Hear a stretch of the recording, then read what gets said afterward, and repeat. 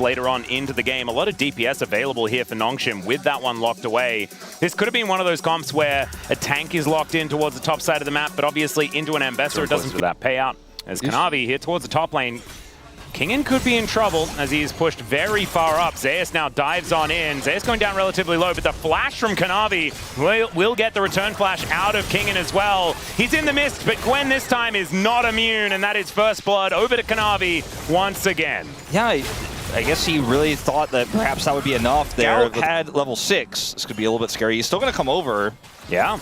He's going to be the one that walks over a ward, but Sponge is just blocking off the retreat here. And remember, Gumayushi does not have his flash available. There's the flag and drag, and the flick back onto 2. Scout locks down the kill, and man, I mean, asking the question of what Nongshim had for breakfast is pretty obvious. It's probably ramen, but oh my goodness, it must have been good.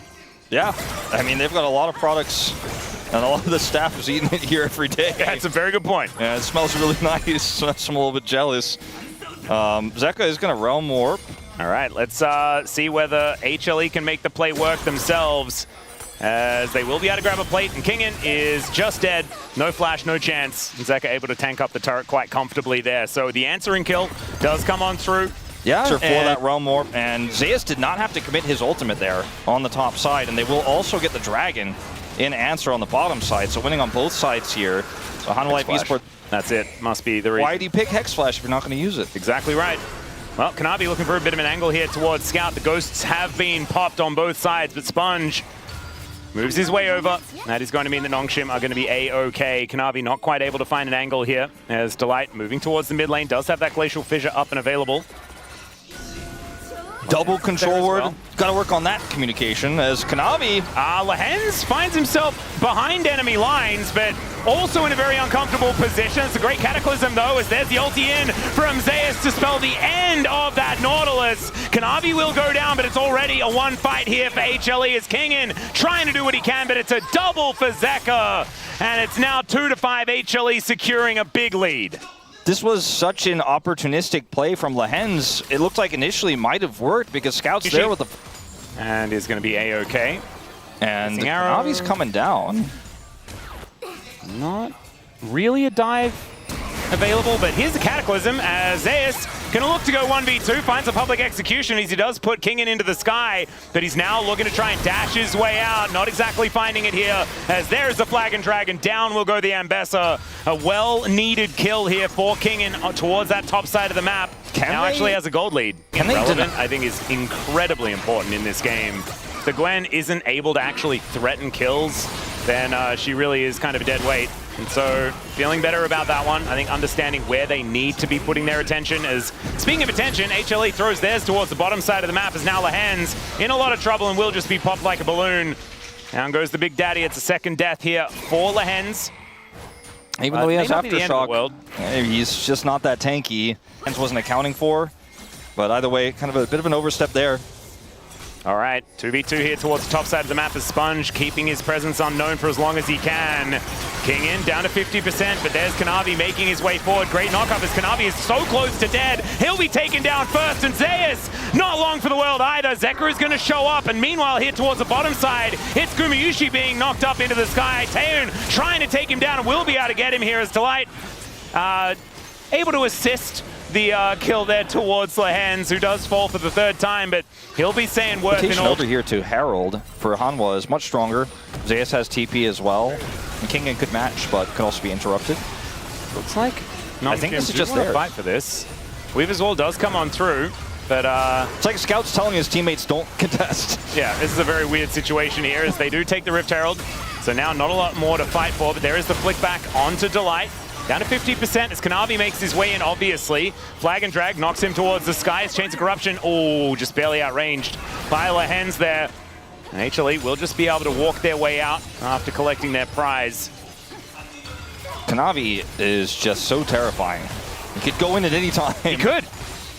And they end up getting the win on that one. Nongshim are going to try to take this dragon in return. That's another seismic shove connecting here as the door does a lot of work, but just not enough to keep him alive.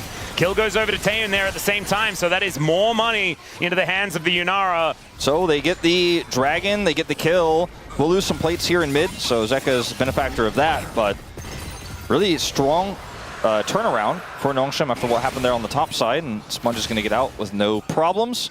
So that'll be their first Dragon. Real threat in the side lane, more than he is now. Taeyun kind of alone here. Yeah, there's the flash forward from Delight. Misses the ulti though as Taeyun's able to get himself out of there mostly. Zeka flashes on top of him though to take down the Yunara, but now he's in an awkward spot. Scout now the one in trouble as the blast going to get Zeka to safety as Kingin looks to make his way in. Needlework to start it off, and down goes the Rise as Gumayusi now having to deal with Kingin, and the Needlework from downtown collects this Varus. Now Nongshim with a man advantage, but Sponge looking a little worse for wear as Lehens makes his way forward. Kingin is 1 versus 3, but I think he likes that one as down goes the Braum, and Kanavi follows. Sponge happy to die here because that is an ace for Nongshim. I would love to see the damage stats after that fight between Scout and Kingin just hitting everybody. This is a big significant lead after a decisive teamfight win.